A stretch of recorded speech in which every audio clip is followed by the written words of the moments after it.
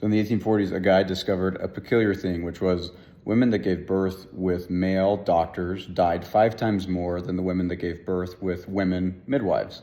And he didn't know why that was.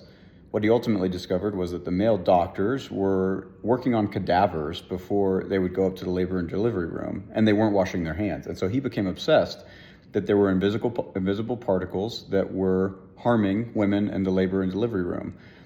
And the medical community laughed him out of the profession. He was ultimately committed to an insane asylum where he died because of his obsession that people should be washing their hands.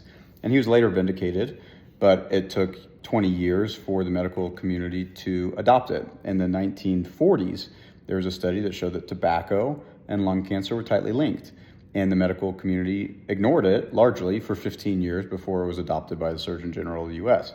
And so there tends to be this lag between a discovery or an observation that the science hasn't really been able to explain perfectly yet, and then the implementation and protocols. There tends to be this gap. And so what do you do if you find yourself in that gap? I think that's a good question. And then another good question that I'm not qualified to answer, but I am qualified to ask, is what is the equivalent of that today when we'll look back 20 years from now and say, how is it possible that in the 2020s, people were doing this with their medical diagnoses?